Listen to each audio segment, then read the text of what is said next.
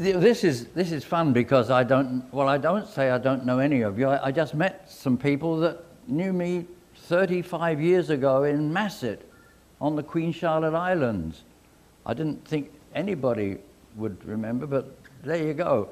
But I don't know this diocese. So anything I say about parishes, it's not because I'm picking on you. Of course, you may discover that picking on other parishes is actually picking on you as well, because we've got common issues right across the church. But sometimes there's a feeling that we're different. Well, in many ways, of course, you may well be, but I don't know you.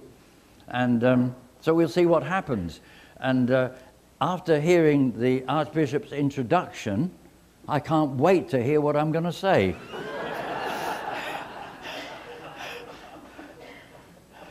You know, it's tough to be told, be inspiring. Yeah, right. Tell me, do you know what this season is? I know it's the end of moose season, but apart from that, I know that's why you're here, because you've given up on getting your moose this year. But you know what's happening around now? You should, because if you look carefully, you'll see that not only moose, but Anglicans have a hunted look. Because probably tomorrow or the next Sunday, someone's going to stand up and say, it's stewardship time. And Anglican eyes glaze over. Because it doesn't matter what they say, we know they're after our money. And then, toward the end of October, we relax, because it's all over for another year. Now, obviously, not in this diocese, but every other diocese in Canada, and any others that I've been to, there's that sense that it doesn't matter what you say, that's what it's about. Well, I've discovered that really isn't what it's all about. And until we step back and say, what is it really? No, don't wait for someone to tell you what it's about. What is it really all about? And the more I've wrestled with what is essentially stewardship, I discover that I can't separate what is essential to the Christian faith and what is essential to evangelism and what is essential to the life of the body of Christ and what is essential to a healthy parish. I find that it's all the same. And it really is stewardship.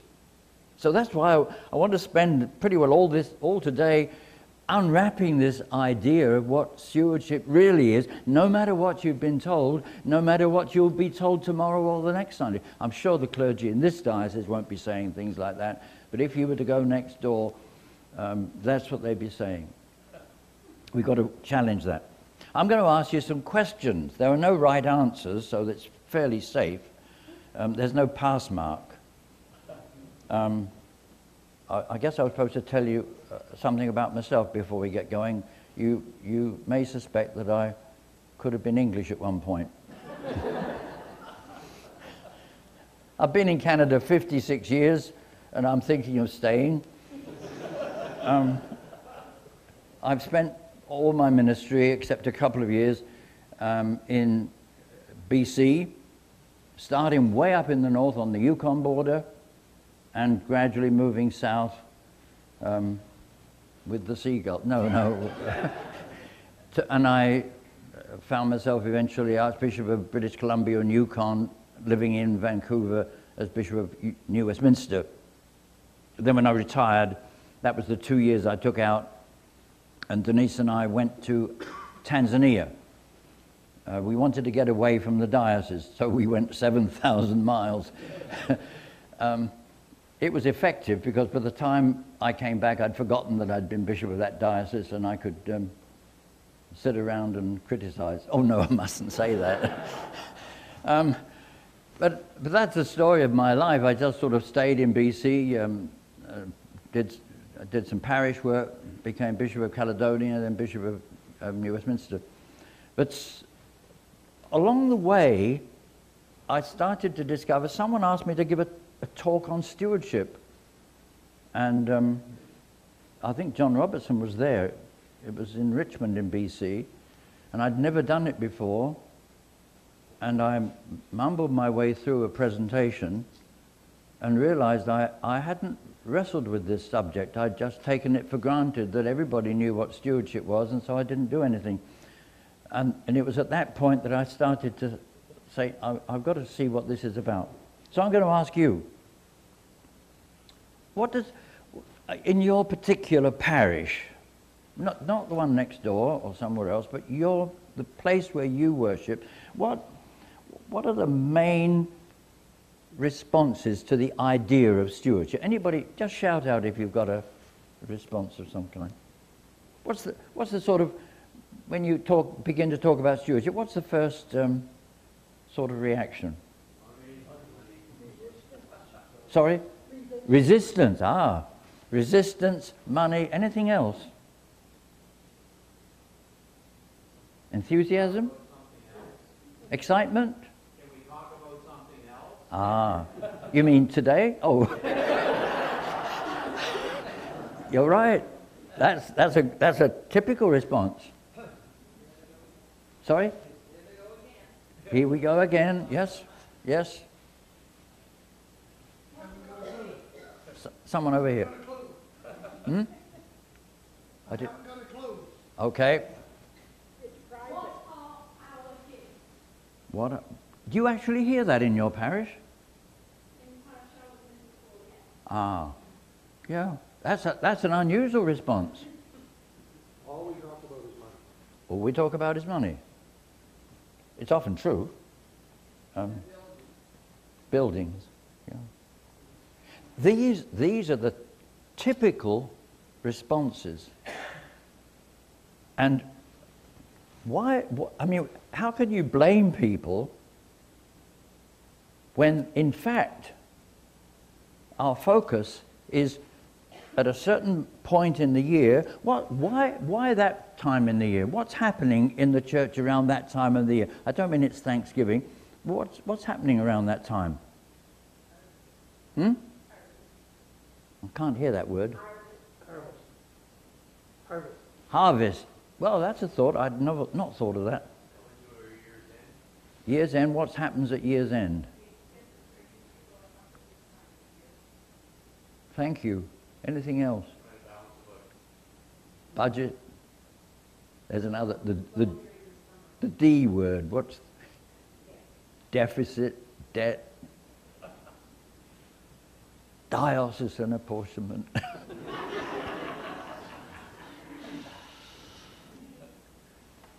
I mean, we're all familiar with this. Nobody said anything that surprised. Well, I guess I was surprised that in one parish they're talking about what are our gifts. More would say we've given all we can. Here's another question. What did Jesus say about stewardship?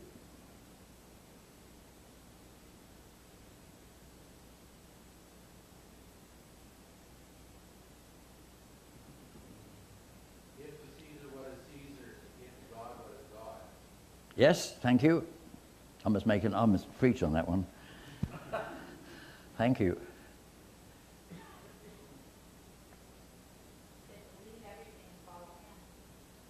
Leave everything behind. John Robertson will be delighted to hear that one. It's called plan giving. Because the fact is we're going to leave everything behind. I remember asking a group of people once, I said, do you remember the famous Howard Hughes? The multi-millionaire. Do you know how much money he left? And everything. Everything. So, yeah, we'll leave it all behind. What did Jesus say about stewardship? Yes. Let me tell you a story. I didn't make it up. It's in the book. I mean, it's in Matthew, Mark, Luke, or John. You can search through it and find it. I can't remember. But in that story, Jesus talks about a situation that all the people listening would know about. He said, once upon a time, there was a man who had some servants. The word he used actually was slaves, but we don't like that word, so we called it servants. But they were, in fact, slaves. And all the people around him knew what he was talking about because all the wealthy people had slaves. And the slave depended on the master for food and clothing and housing and, in fact, life. The master had total ownership. And he said this man had slaves, servants. And he called them together and he said to them, I'm going to hand over my goods, and I expect you to do something about them. And he picked this one and he said, here's your share of what I own. And the next one, here's your share. It's not as much as his, but that's what I'm giving you. And this fellow over here, this is your share. It's not as much as those, but there you go. Now, off you go. And they went. And eventually he summoned them and said, come back and tell me what you've been doing. And one came back and said, I worked hard, I did what I could, and I doubled what you gave me, and here it is. And the master said, that's great. That's exactly what I expected of you. Now you can come and celebrate with me.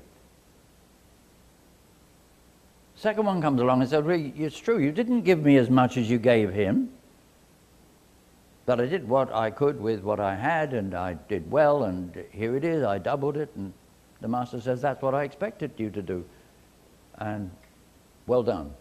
Why don't you come and celebrate with me and him? Third one came along feeling very perky because he said, you know, I have done extremely well. I have preserved everything you gave me. I didn't lose a nickel. I knew you'd be hard on me if I didn't do well, so I did well. I protected your interests. And the master said, you're useless. And there's no place for you in my household. And the poor little bloke said, what did I do? He said, that's the problem, you did nothing.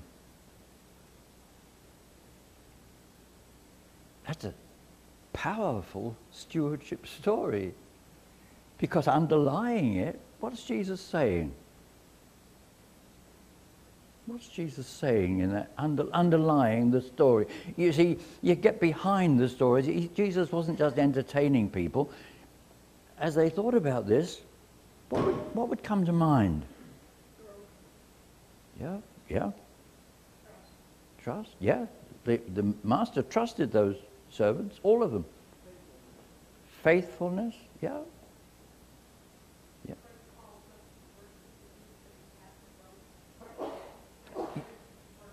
My ears are getting old, along with the rest of me. You'll have to...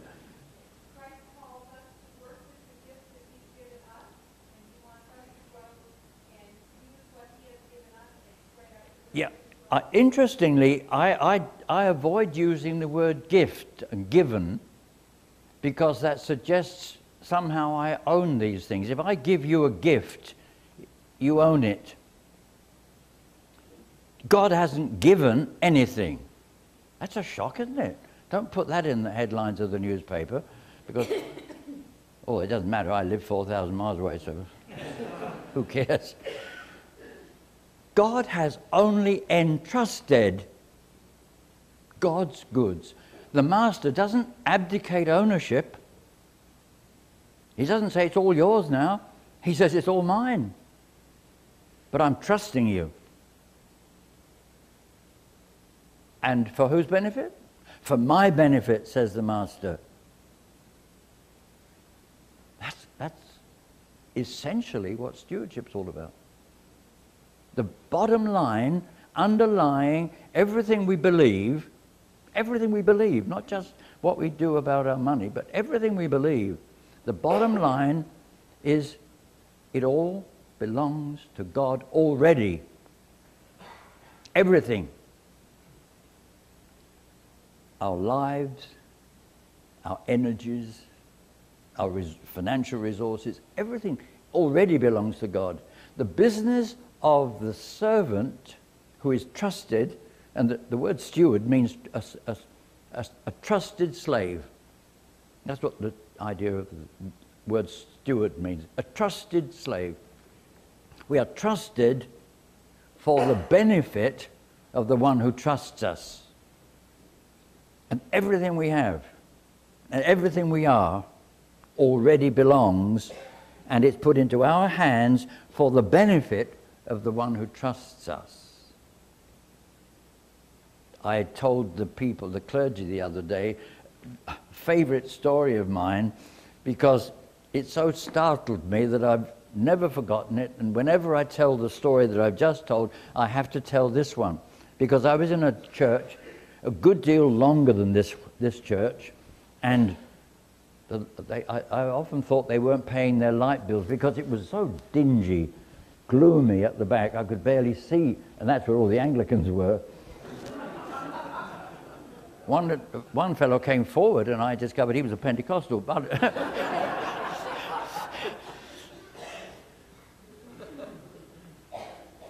in that church, I don't care whether you believe this or not, but it happened.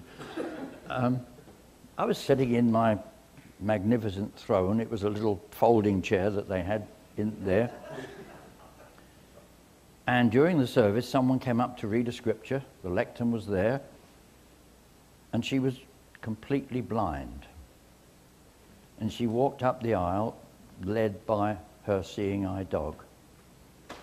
And she stopped, or the dog stopped, I guess, and she stopped. Sorry, I'm out of focus. Oh dear, I'm always out of focus. And she bowed. And the dog bowed. Anyway, that's another story. This same church, I was in the middle of a spellbinding sermon, and a voice from the gloom at the back. Can I ask a question? Well, I don't know whether you do that during sermons. I've not had that happen very often. I've had someone swear at me in the middle of a sermon, but they weren't asking a question, they had their answer. And I said yes. I was scared because I hate questions and I don't already know the answer. And he said, do you know the story of the fourth servant? And I thought, I'm sure it's not in the Bible, so I said, no, I don't. And he said, well, there was a fourth servant. And this fourth servant got his share, and off he went. And he went on a ship, and everything he touched was a success. He couldn't fail. Everywhere he went, he just succeeded and succeeded until he had amassed an enormous fortune. And came the day when the master sent a message, time to come home and report. He was so delighted because he knew how pleased the master would be because he'd done so well. He could imagine all kinds of rewards and all kinds of excitement when he got home. And he got it all onto a ship. And they headed for home, and just before they got to the coast, there was a terrible storm, and the ship went down, and everything was lost. Nothing left, and the poor man crawled ashore with just his wet shirt, pants, I hope. And he went to the master and said, I am a total failure. I had a great fortune to bring home, and I've lost everything. I've got nothing to show for what you gave me. And the master said, well done. And he said, but I failed. But the master said, you did what you could. And the young man sat down. You see, we tend to think that success is what really counts. God says, I call you to be faithful. Of course, you hope there'll be success, but success and failure are not the issues. Faithfulness is the issue. It is required, says St. Paul. It's required. It's not an option. It is required of a steward that one be found faithful. That's the condition. Not it is required that a steward be successful. And we need to grasp that taking risks and failing is more like stewardship than doing nothing and neither failing nor succeeding, just doing nothing. And that to me is the foundation of stewardship. Now I'm going to ask you a question. I don't know how you're going to discuss this with one another. Some of you will have to turn around, and that might be uncomfortable in church. It's interesting to see so many of you packed together, because I was taught that in the Anglican church you have to go like this, and if you can touch anybody, you're too close. So it's good to see. Don't try that, you'll poke somebody's eye out. But if you can, just talk to one other person, or two if they're close enough.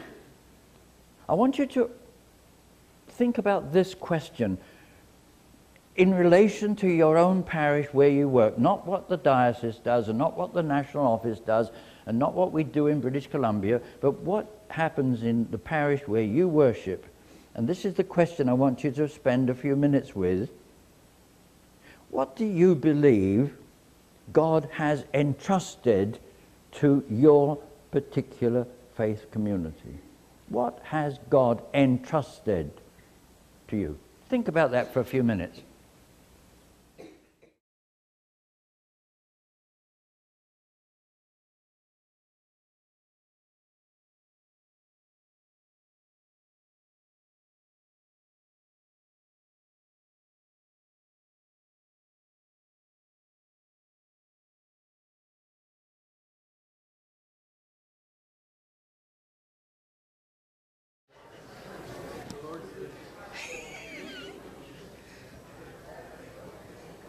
Bishop of Calgary was in church in Calgary, so he told me some years ago, this is a long time ago, and he got to the pulpit, said, "The Lord be with you," knowing that that should bring a response, and nothing happened. So he tapped the microphone. He didn't think it heard him. So he said, "There's something wrong with this stupid thing." And everybody said, "And also with you."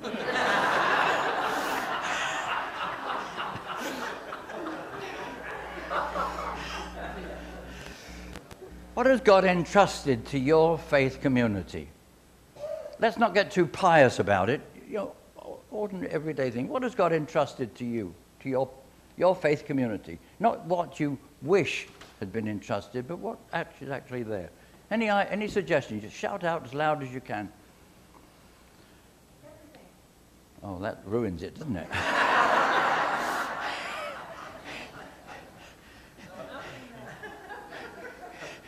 Okay, we can all go home. Let's narrow it down a bit. Yes? Church family? Yes? Sorry? Children. Not in our church. Anyway, yeah, children, yeah. Thank you. Solve that problem. And so, I think it was at a synod, we asked people at the synod, no, it must have been in some other context, but we asked people not just to say how much money they were likely to give next year, but how much time they were willing to give and what skills they brought. And we collected a lot of data. And it was at a synod later the next year, I think, when some people said, "What's the point of doing that and doing nothing about the data you got that talked about time and skills? And you did everything about what we said about money." So we have to be careful that when we talk about time, talents, and treasure, we're not in fact really in the back of our heads thinking treasure. Okay, Which what? one is listed last, though? I can't hear. In that phrase, which one is always listed last? Yeah. Well, it always is, isn't it? The last shall be first. That's why we give it priority.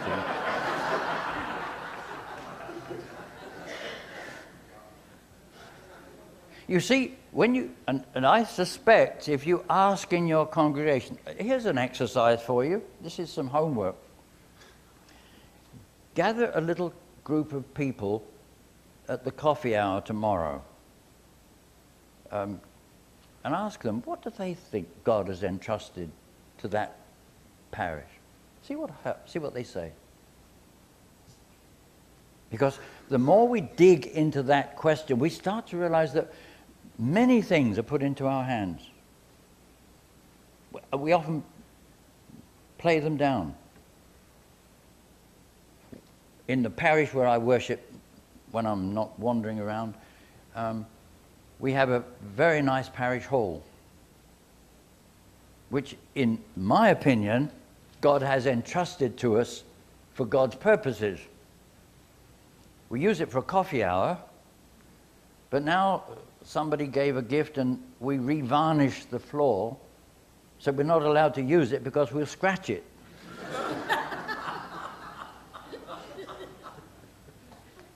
And you think, it's been entrusted to us for what purpose? Well, apparently for God's purposes, but none of God's people in the church or outside of it are allowed to use it.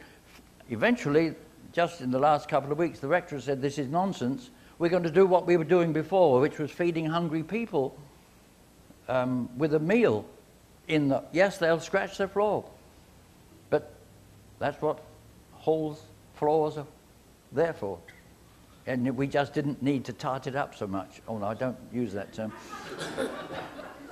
But we didn't need to make it so beautiful that it's like our front room back home.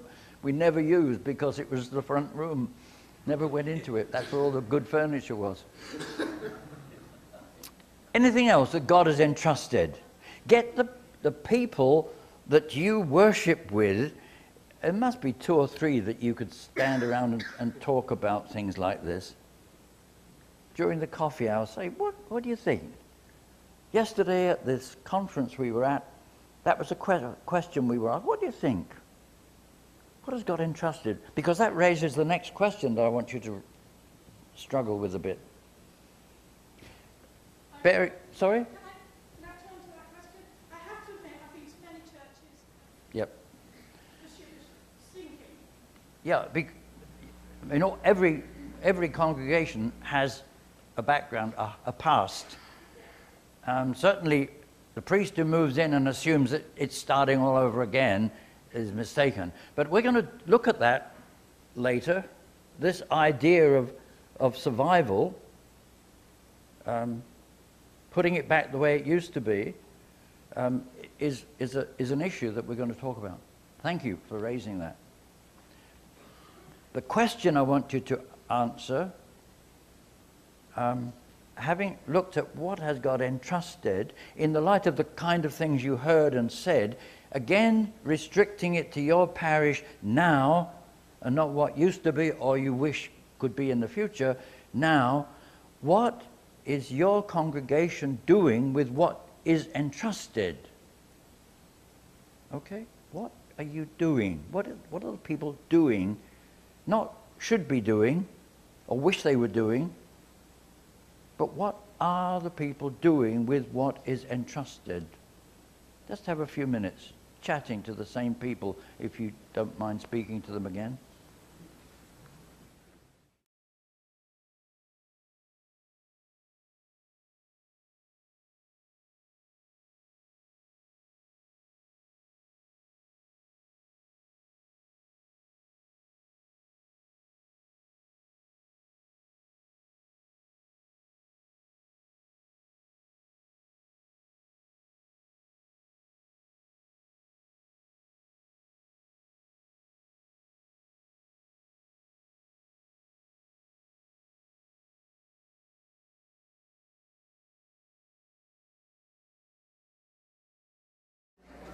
Will you tell me, you've told me some of the things that God has entrusted to your faith community.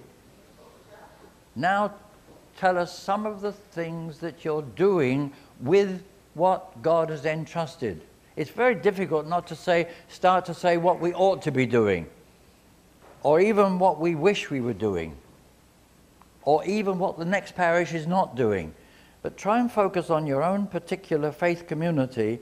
What is happening? What is being done with what God has entrusted to you? Any comments? You really do have to shout, because churches are not famous for... We have a youth ministry. Youth ministry. Yep. We have a team of people who are going to start going into schools and preparing lunches for kids that don't get lunch before they leave the house in the morning. And that's all the denominations are getting in on that. Wow. And volunteering a day a week. That's allowed in this province, Pretty much. obviously. You're not going in as illegal immigrants. Oh, no, we were asked to. You see, it's forbidden in BC. That's my point. Yeah. Unless you're First Nations. And then I'm allowed to go into a First Nations school because that's federal. Whereas provincial says no religion in BC, I can tell you. But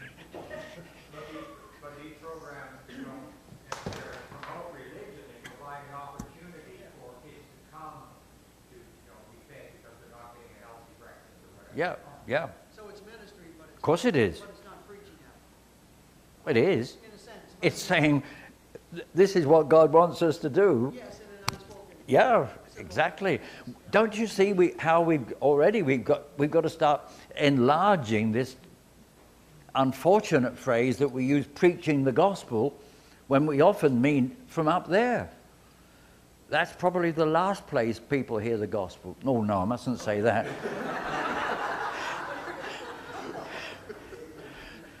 I don't mean this church or that pulpit, but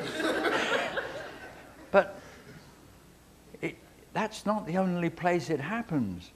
And what you're talking about, you mustn't ever say, oh, that's not preaching the gospel. It's essentially preaching the gospel. What I mean is that they don't feel threatened by it. Exactly. Exactly. Good. Thank you. Anything else? What are you doing with it? That God's... We've had a group of people come together about a year ago to start working on welcoming activities that will make the church more welcome. And that's probably one of the more community building things that's happened. Yeah. There's the church I go to, we have greeters. They're inside the church. And... It's like Walmart. yeah, it is. Yeah. They search your bags. Oh, they do. And they welcome... I go to church. They welcome me. They say, we're glad to see you. Are you sure you brought your envelope this morning? Oh. That's great. St. James, Vancouver, that's downtown. They used to do that. And then the rector said, you're welcoming the people who are already inside. What about all the people that are just drifting by? So now the greeters, they're required to stand completely outside the church, saying to people as they pass, we'd love to welcome you in here if you care to come in. I mean, and it's the part of downtown Vancouver, the East End, that's pretty rugged. It's interesting, the number of people that probably never been inside a church come in and have a snooze and then a coffee hour. I mean, but the point I'm making is that the welcoming is not for those who are going to come anyway, so much as for people who might never have occurred to them to go to church. Anything else? What are you doing with what God has entrusted? We run a community kitchen. Community kitchen. Feed and have clothing, etc. And you're feeding people who need to be fed. Also, we started a new program going outside in our area around the church and going to the community and dropping off an invitation, knocking on the door and saying, Yep. we have this youth program going on, Yeah. etc., just to let people know Yeah. where you are. We had an outreach program at the church I go to because we found homeless people were making their sort of temporary tent-like homes in the bushes around the church. So our outreach project was to suggest we cut down the bushes.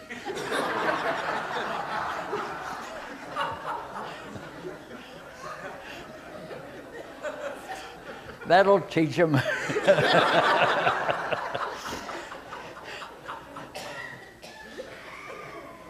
God has entrusted this church to us. We're not going to let it be polluted by hungry, homeless people. However, it's pretty sad, isn't it? Pretty sad. Anything else? Yes. My church has an informal service on Sundays, coffee house style, for folk who would not feel comfortable in a formal setting in a pew. Yep. And with a set liturgy. Yep. And it's been... That's it. It's all interesting because we're starting to see that the work of the church is not just like, this setting. That in fact, things have been entrusted to us that force us to look beyond ourselves to other people. Yeah, that's fascinating. I wonder if you talk among yourselves in your congregations about these things, talking to one another, as well as asking that little cluster tomorrow morning about what God had entrusted. Begin to help people talk about what are we doing about it, because the chances are other people will say, well, maybe there's other things that we ought to be doing with what God has entrusted. Maybe we should be doing other things. It's interesting how once a congregation catches on to the idea that it's not all theirs, we don't own anything. We don't own the building. I don't know who owns it legally. But it's not ours. It's only entrusted to us. And for whose benefit? Remember the story? What was handed over to the servants was entrusted for whose benefit? The owner, the master. It's all entrusted to us for God's benefit. Tell me, here's another couple of minutes to spend together. I hope you haven't stopped talking to one another. It's going to be a very quiet session. But what does God get out of it? That's a crude way of putting it. What is God's benefit? In what way is God benefited by what we do? Don't tell me theologically God doesn't benefit. I know that's true. I've read that book.